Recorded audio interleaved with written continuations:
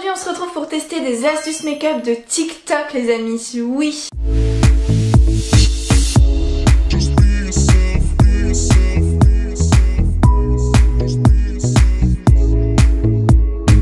C'est vrai que je vois souvent ce type de vidéos traîner sur YouTube ces derniers temps, donc voilà, des astuces make-up, des astuces pour de la vie courante, des astuces coiffure, etc. qui proviennent toutes de TikTok. Du coup je trouvais ça assez marrant de moi aussi tester certaines astuces et pour cette vidéo j'ai voulu cibler seulement pour le make-up.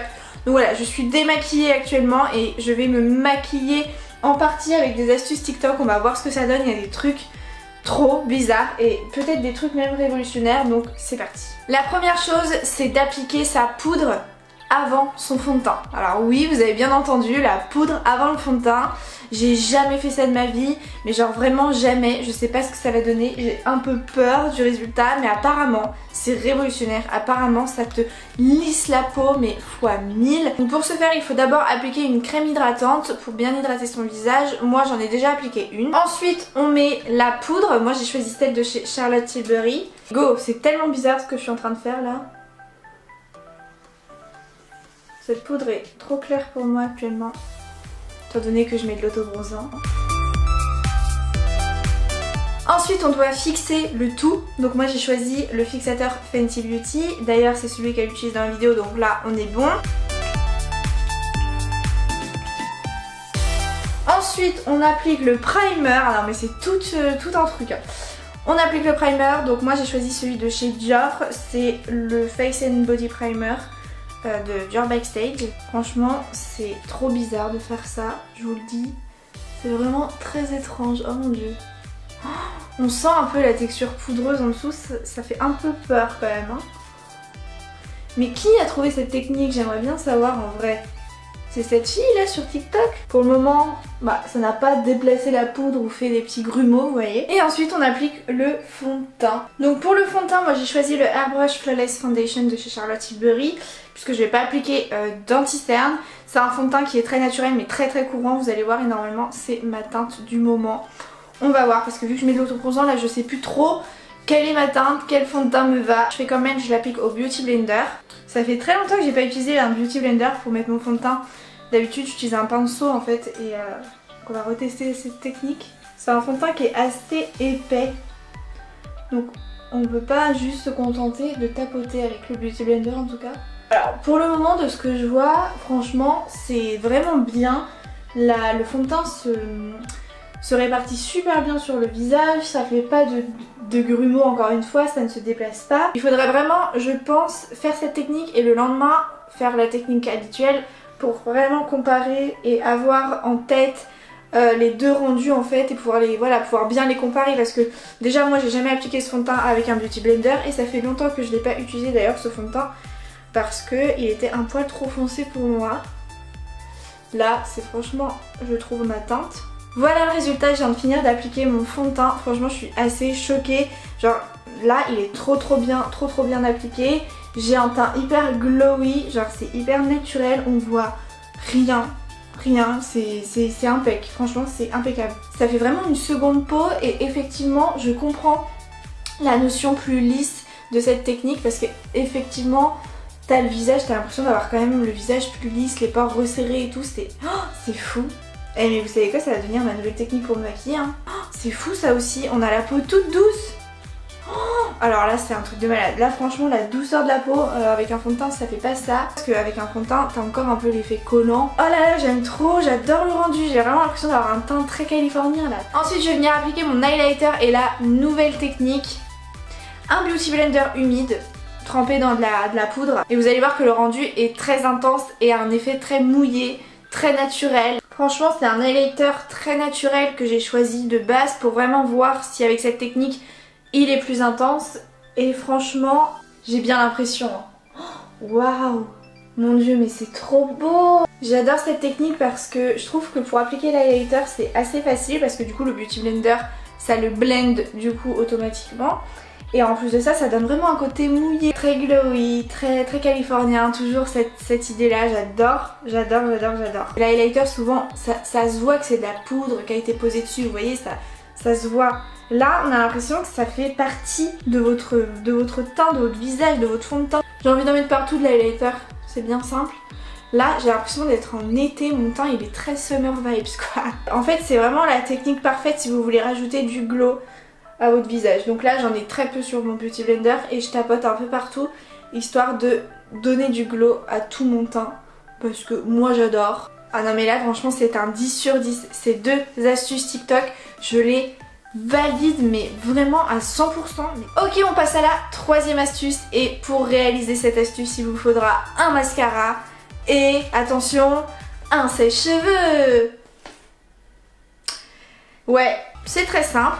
Vous appliquez votre mascara comme tous les jours. Donc moi il s'avère que j'ai des extensions de cils, donc forcément j'ai déjà des cils, donc ça va pas être incroyable, mais j'en ai plus beaucoup de cils avec ce confinement, je n'ai pas pu aller faire mes retouches, donc j'en ai 3 fois moins que normalement. Donc quand je mets du mascara, de toute façon vous allez voir la différence, ça va vraiment redensifier le tout.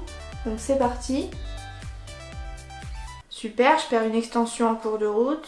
Donc là j'ai appliqué du mascara, là je n'en ai pas appliqué, je sais pas si vous voyez une différence mais quand même là j'ai bien séparé toutes mes extensions de cils et j'ai même mis du mascara sur mes vrais cils là où il n'y a plus d'extension, donc forcément ça fait plus dense. Ce que je vais faire c'est que je ferai le deuxième œil après le premier pour vraiment voir la différence.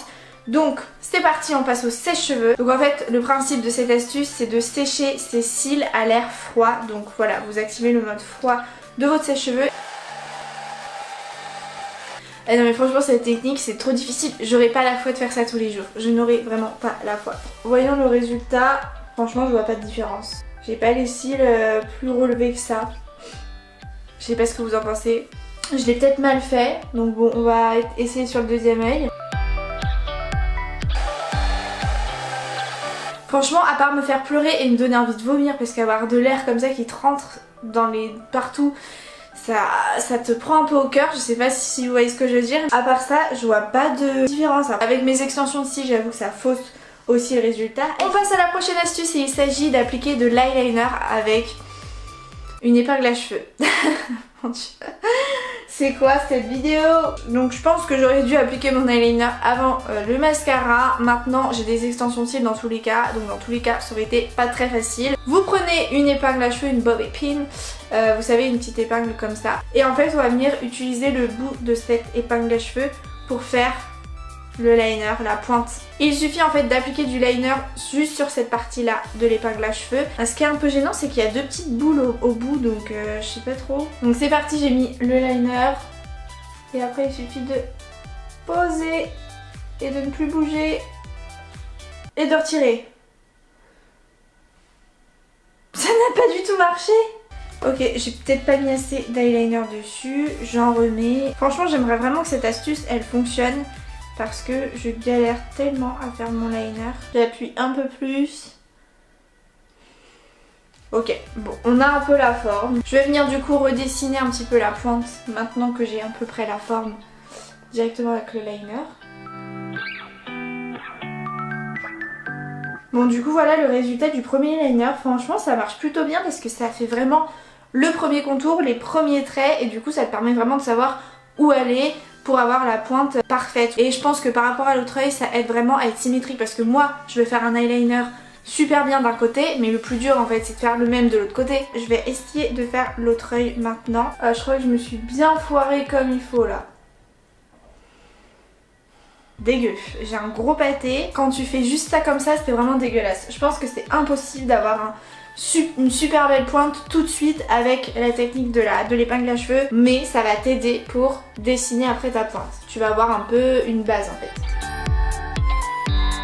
Je pense que j'ai réussi à faire mon liner et franchement je trouve qu'il est vraiment bien fait et effectivement la technique de l'épingle à cheveux ça permet vraiment de faire le même liner, d'avoir un liner symétrique, de pas avoir une pointe là et une pointe là, de pas avoir une pointe épaisse comme ça et une pointe fine comme ça. Vous voyez ce que je veux dire, ça vous fait vraiment le pochoir un peu, la base, là où il faut faire vos traits en fait. Là comme vous pouvez le voir, je suis en train de mettre mon bronzer, mais vraiment comme d'habitude, c'est pas une technique TikTok. Donc le blush c'est un blush Tarte, c'est vraiment mon blush préféré. Et le bronzer c'est le Bahama Mama de chez The Balm qui est aussi un classique pour moi. Là je suis fan de mon teint, je suis fan de mon liner, pour le moment tout va bien. Je vais faire mes sourcils avec ma poudre sourcils Dior comme d'hab. Je passe au rouge à lèvres. Donc là j'ai choisi un rouge à lèvres de chez Estée Lauder. C'est la teinte 130, les Pure Color Lab Lipstick. Ça fait très longtemps que j'ai pas utilisé un rouge à lèvres. Ah, je sais plus appliquer du rouge à lèvres, j'ai l'impression d'avoir 3 ans et demi, c'est chaud. Ça c'est le make-up final, mais il nous reste une astuce TikTok à tester. Des petites freckles, donc des petites taches de rousseur, autrement que point par point. Donc pour ça vous avez besoin d'un fixateur et une ombre à paupières marron mat. Alors première étape, on met du fixateur dans le bouchon. Ensuite on prend donc soit une ombre à paupières marron mat, soit un bronzer. Moi je vais prendre ce bronzer là parce qu'il est marron et mat aussi. Vous venez en fait gratter de la poudre que vous faites tomber dans le bouchon. C'est un peu compliqué mais voilà, vous venez mettre un petit peu de poudre marron dans le bouchon. Je pense que c'est pas mal. Et vous pouvez aussi prendre genre du Nesquik. Donc je prends le pinceau et je viens mélanger. Et après attention, il faut se faire des éclaboussures sur le visage. Oh, j'ai peur. Ah,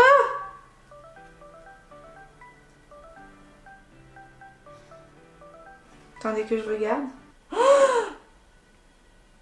Alors ça marche mais je les ai fait beaucoup trop bas. En même temps j'ai pas envie d'en avoir dans les yeux mais je pense qu'il faut. Donc moi j'ai déjà des taches de rousseur mais avec le fond de teint en général on les voit plus. Franchement moi ce que je vous conseille c'est d'enlever le surplus d'eau, de texture directement dans le bouchon. Donc vous faites ce geste là mais dans le bouchon pour enlever l'excédent. Et une fois qu'il en reste plus beaucoup, bah là vous allez avoir des petites taches de rousseur très naturelles. Parce que là on dirait presque qu'on m'a chié dessus quoi. Mais sinon ça marche super bien. Et donc dans la vidéo elle utilise un pinceau de ce genre, un pinceau vraiment avec des poils irréguliers. Ça fait pas si naturel que ça. Du coup je vais venir estomper avec mon petit beauty blender. J'espère que ça va pas être dégueulasse. Ok, donc en fait on ne peut pas estomper. En fait vu que c'est du fixateur, c'est quoi cette astuce là? Je viens prendre un pinceau pour essayer d'estomper. Ça vient limite gâcher mon teint en dessous. Avec un pinceau ça s'estompe déjà mieux qu'au beauty blender. Et bien écoutez, c'est la fin de cette vidéo, j'espère qu'elle vous aura plu, j'espère que vous aurez découvert de nouvelles techniques de make-up. N'hésitez pas de votre côté à essayer tous ces petits tips et à m'en reparler dans les commentaires. N'hésitez pas à mettre des petits pouces bleus si vous voulez que je refasse des vidéos comme ça où je teste des astuces. Si oui, dites-moi lesquelles d'ailleurs, si vous voulez que je teste des astuces de vie, des astuces cheveux, bref, dites-moi ça dans les commentaires. Sur ce, je vous fais de très gros bisous et je vous dis à très vite pour une prochaine vidéo. Bye!